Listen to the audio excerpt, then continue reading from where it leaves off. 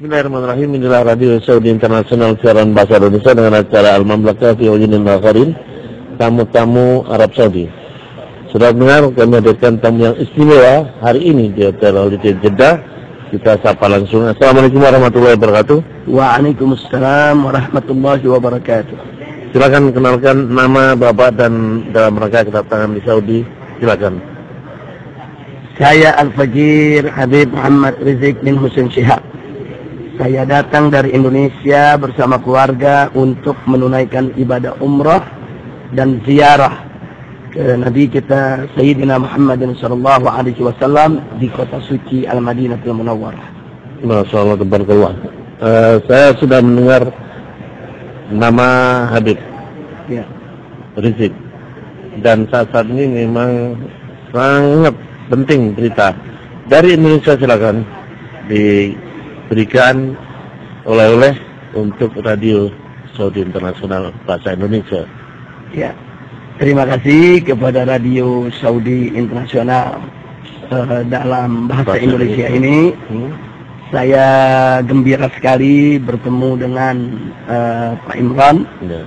Mudah-mudahan pertemuan ini bisa lebih menjalin yaitu ukhuwah Islamiyah yang ada di antara kita, dan kepada seluruh pendengar daripada Radio Saudi Internasional, khususnya mereka yang berasal dari Indonesia, untuk selalu punya kepedulian terhadap situasi dan kondisi bangsa Indonesia saat ini. Dan saya berikan kabar gembira, saat ini di Indonesia umat Islam dari berbagai macam kalangan, berbagai macam golongan, alhamdulillah mulai punya kesadaran yang sangat tinggi untuk berjuang bersama, untuk bersatu, untuk bersaudara. Dan semoga ini bisa terus kita pupuk untuk kita tumbuh suburkan, agar ke depan ini bisa menjadi manfaat untuk menjaga keutuhan, persatuan dan kesatuan NKRI. Masya Allah. Ini Radio Saudi Internasional Bahasa Indonesia ini pada umumnya adalah untuk misi dakwah.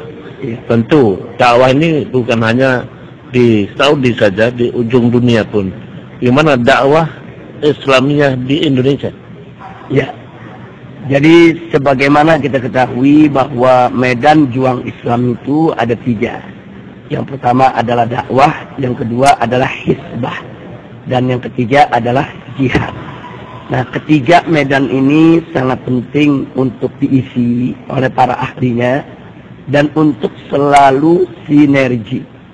Nah, dakwah sebagaimana kita ketahui bahwa dakwah itu kan dari kata da'a yad'u dakwatan, artinya kan mengajak.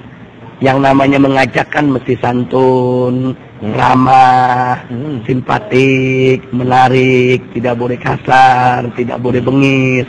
Nah, itu harus dilaksanakan oleh para ahlinya. Nah, tapi jangan lupa di sana juga ada medan hizbah. Hizbah itu adalah amar ma'ruf nahi munkar.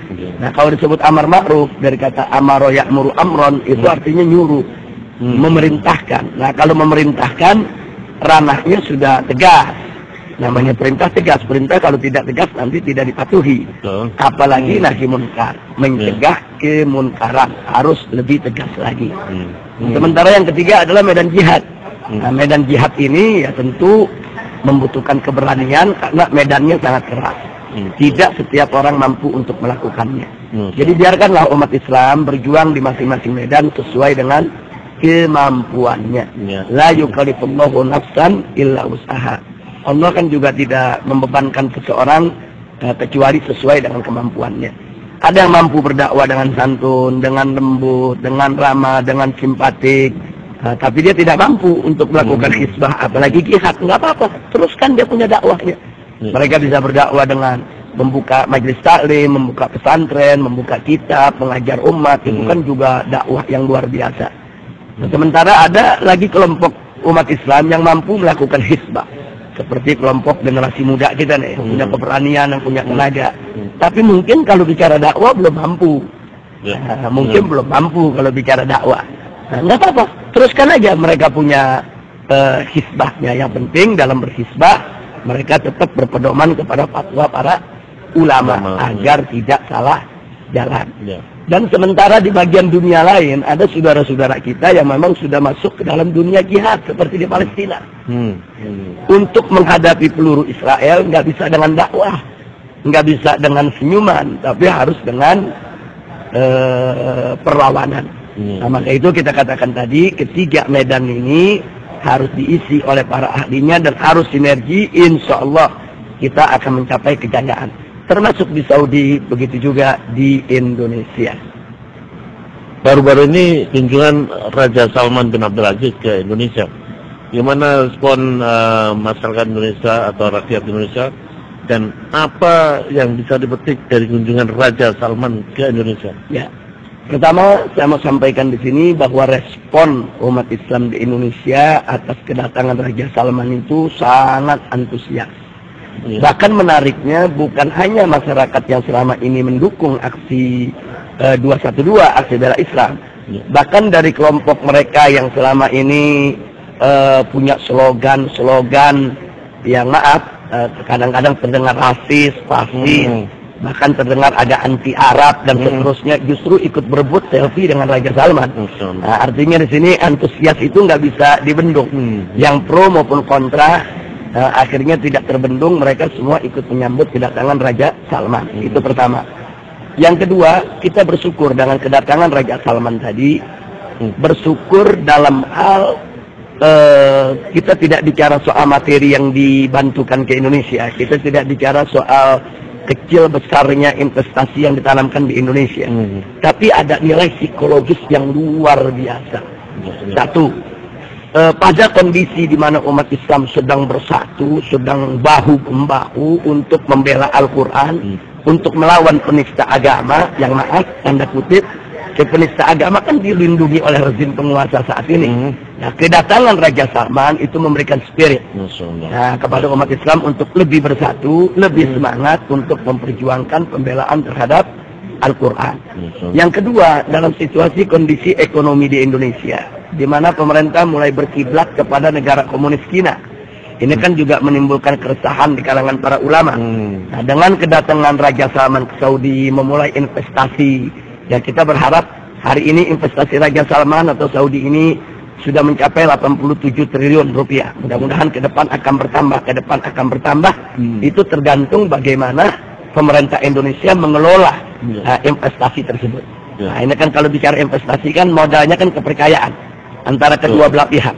Nah, kalau pemerintah Indonesia mengelola investasi Raja Salman yang bernilai 87 triliun itu dengan sangat baik, tentu akan mendorong pemerintah Saudi untuk menanamkan investasi yang lebih besar.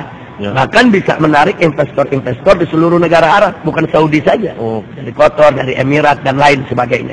Nah, ini menjadi obat buat kita. Artinya obat ini bisa menjadi penyeimbang.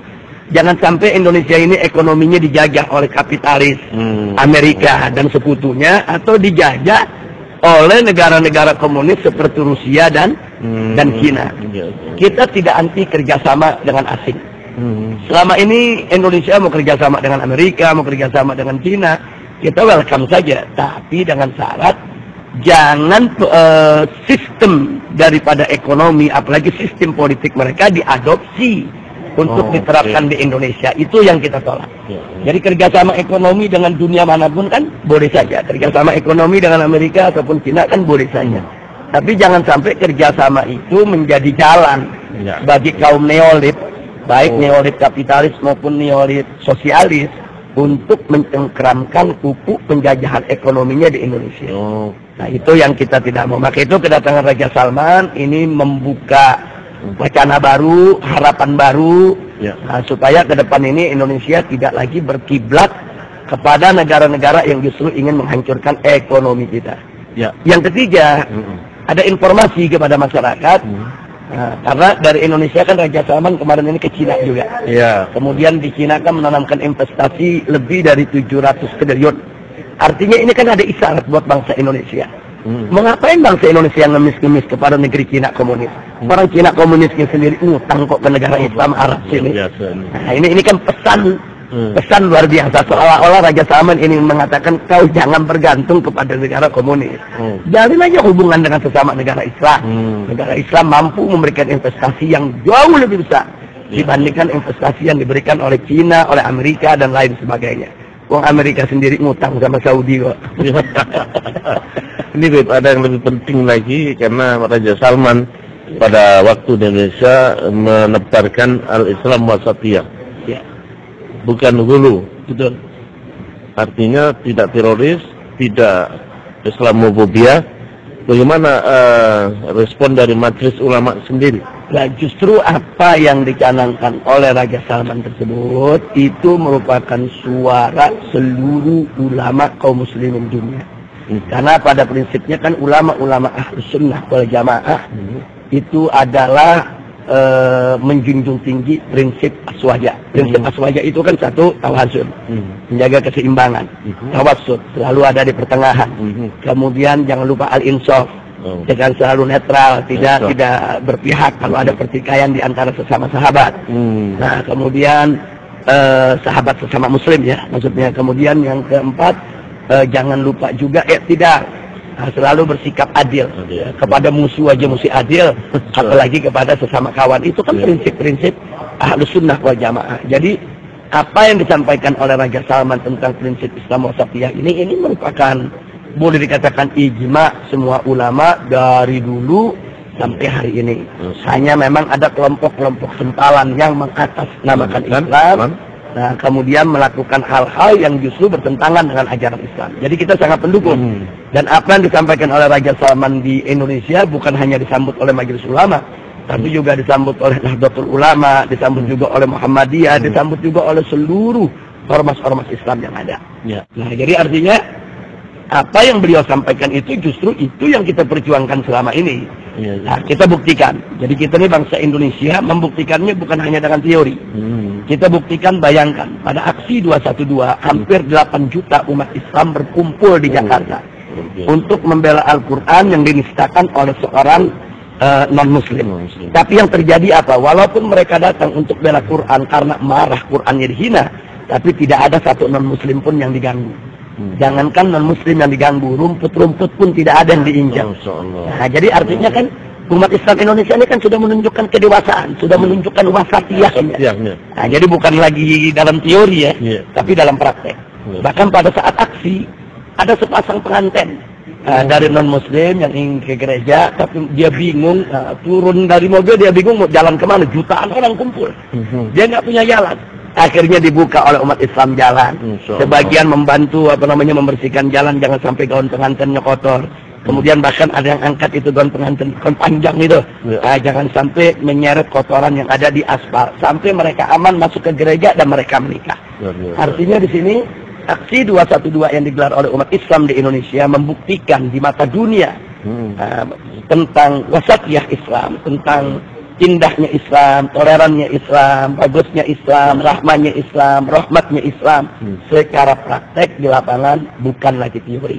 Nah, maka itu saya sudah sampaikan ke pemerintah Indonesia, mestinya pemerintah Indonesia dalam hal ini Presiden dan seluruh jajaran kabinetnya memanfaatkan energi 212 tersebut untuk dirangkul, ya kan, untuk dirangkul dan digunakan untuk kepentingan bangsa dan negara.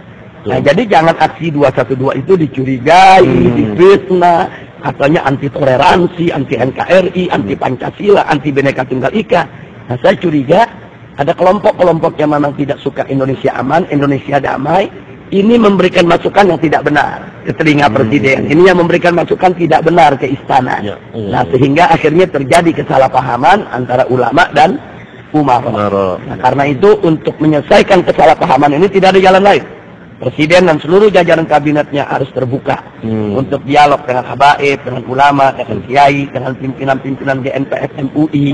Nah, biarkan nanti Majelis Ulama Indonesia yang bisa menjembatani, menjadi jembatan antara ulama dan umara supaya duduk bareng. Yuk kita selesaikan persoalan bangsa kita secara musyawarah. Karena Indonesia negara musyawarah. Ini hubungan Arab Saudi dengan Indonesia. Apa harapan Habib ke depan? Ya, saya berharap ke depan Indonesia ini sebagai negara mayoritas Muslim terbesar di dunia seharusnya lebih berperan dalam kiprah perpolitikan internasional, khususnya dalam menciptakan perdamaian di dunia Islam, Indonesia harus lebih berperan.